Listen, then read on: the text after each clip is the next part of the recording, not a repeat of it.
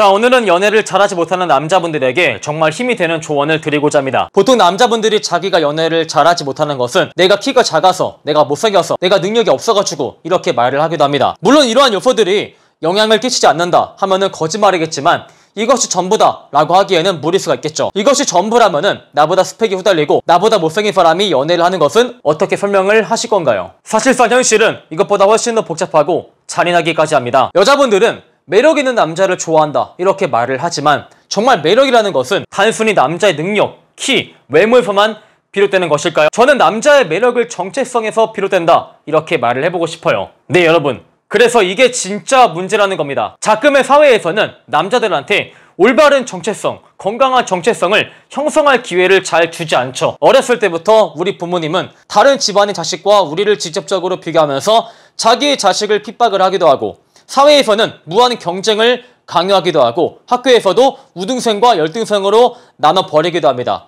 그리고 은연중에 타인을 짓밟고 올라가는 것만이 경쟁에서 승리하는 것이다, 인생에서 앞서가는 것이다 라는 이상한 사상이 깔려있기도 하죠. 이러한 사회에서 남자분들은 당연히 자신의 정체성이 한없이 작아질 것이고, 끝에는 이런 내가 여자한테 말을 걸고 여자한테 접근하는 것이 과연 합리적일까 하는 생각마저 해버리게 됩니다. 그렇게 정체성이 작아진 남자한테 모든 사람들은 어떻게 말을 하죠?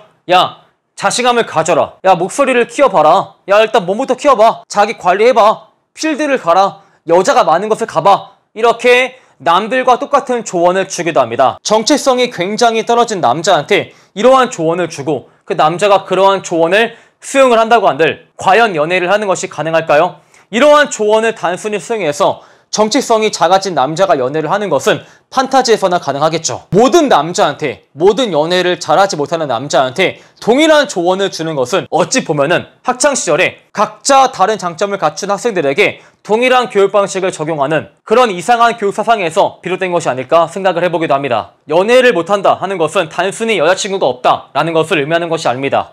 사람한테 사랑받은 기억이 별로 없다라는 것을 의미하죠. 누군가 나한테 설레는 기억을 준 적이 없다라는 것을 의미하고, 내가 누군가한테 설레는 감정을 줄 수 있다라는 사람이라는 것을 확신할 수 있다라는 자신감 또한 떨어지는 것을 의미합니다. 즉, 이 사람들은 사람 대 사람으로서 선택을 받아본 기억이 많이 존재하지 않는 것이죠. 사실상 이러한 공허함은 겪어보지 않은 사람들은 잘 모르기도 합니다. 남들은 술자리에서 자기 여친 자랑을 하기도 하고 자기 연애사를 풀면서 연애하면 어떻더라 라고 말을 하기도 합니다. 우리는 그 말을 들으면서 그저 웃어주기만 하면서 그 대화에 낄 여지가 보이지 않죠. 그리고 남들이 야, 너는 왜 연애 안 해? 외롭지 않냐? 라고 할 때 애써 웃으면서 나는 괜찮아, 혼자가 편해 라고 말을 하기도 하죠. 밤마다 인스타, SNS를 통해서 남들의 연애사를 보면서 공허한 감정을 느끼기도 합니다. 사실상 이러한 고통은 연애를 하지 못한다, 외롭다 라고 표현하기에도 한참 부족하죠. 사회는 우리한테 이상한 믿음을 강조하기도 합니다. 여자한테 상처를 주는 남자는 매력이 없다. 여자는 안정적인 남자한테 끌리는 법이다. 여자는 자기 편이 되어주는 남자한테, 진정성 있는 남자한테 매력을 느낀다 라고 이상한 믿음을 강요하죠. 이런 말을 들은 남자는 여자를 떠나서 타인에게 상처를 주지 않기 위해 노력을 하고 매 순간 인간관계에서 진심을 다하기도 합니다. 그러면 우리한테 돌아오는 대답은 어떤 대답일까요? 오빠, 정말 좋은 남자인 거 알지만 남자로 보이지 않아. 오빠가 친구 이상으로 보여지지가 않아 라는 대답만 우리한테 돌아올 뿐이죠. 그 누구도 우리한테 여자의 불안함을 자극을 해서 그 마음을 얻어보아라. 여자는 나쁜 남자한테 끌리는 법이다. 보상과 처벌을 확실히 해봐라. 손실에 관한 두려움을 유발을 시켜봐라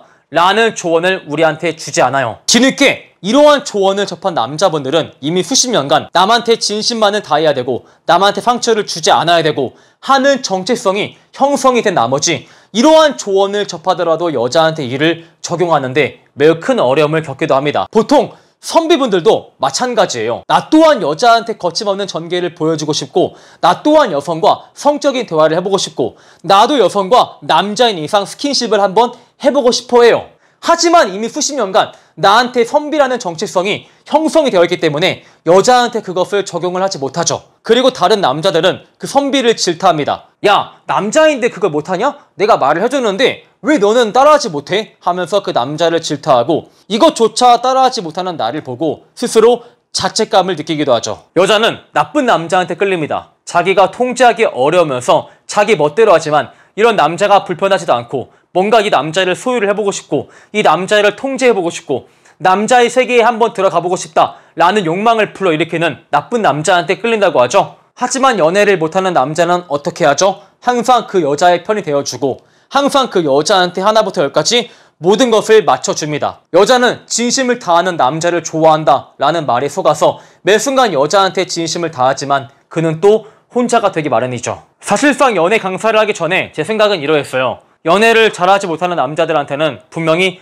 하자가 있을 것이다 라고 생각을 했지만 막상 연애 강사가 되고 나서 그들을 접했을 때 제 생각은 완전히 달라졌습니다. 그들은 매 순간 진심이었고 남들의 말에 잘 공감하고 귀를 기울이는 누구보다 착한 사람이었거든요. 하지만 세상이 골물대로 골마 터져서 더 이상 진심만을 다하는 남자를 원치 않게 된 거죠. 여러분은 여러분의 진심을 세련되게 전달하는 매력이라는 기술을 모를 뿐입니다. 여러분이 여자를 만나지 못한다고 해서 여러분의 존재 가치가 훼손되지 않습니다. 여러분이 여자를 만나지 못한다고 해서 여러분을 폄하할 자격이 그 누구한테도 없습니다. 저는 여러분보다 그저 여자를 조금 더 만났을 뿐입니다. 저 또한 여러분이 잘하는 분야에서 갓난아기 수준의 지능을 보여줄 수도 있어요. 이처럼 사람은 자기가 잘하는 분야가 있고 못하는 분야가 있을 뿐입니다. 여러분은 그저 연애라는 분야에서 서툰 분들이지 절대 인생에서 서툰 분들이 아니에요. 여자를 만나지 못해서 창피한가요? 여자를 만나지 못해서 위기의식이 발생하나요? 그 자체로 당당해지세요. 나의 부족함을 인정하되 그것으로 나를 깎아먹지 말아야 됩니다. 여러분이 부족한 부분을 찾았으면 그것을 채운다면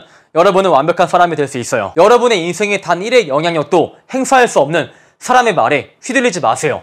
여러분은 그저 어제보다 나은 오늘을 살면 그만입니다. 세상에는 타인의 간절함을 이용해서 부당한 이득을 취하는 사람이 있어요. 남자의 간절함을 이용해서 자신의 불로소득을 취하는 사람도 있겠죠. 이렇게 부정한 자가 넘치는 사회에서 매 순간 진심이고 타인에게 상처를 주지 않기 위해서 노력하는 당신은 정말 멋진 사람이에요. 남들과 비교하면서 자신의 단점과 자신의 초라함에 절대 무너지지 마세요. 내 장점을 되돌아보면서 앞으로 나아갈 추진력을 얻으시길 바라겠습니다. 인간은 감정의 동물이라고 하죠. 그래서 생각하기에 따라서 하루에도 수시로 천국과 지옥을 오가기도 합니다. 여러분, 오늘 힘들면 주저앉아요.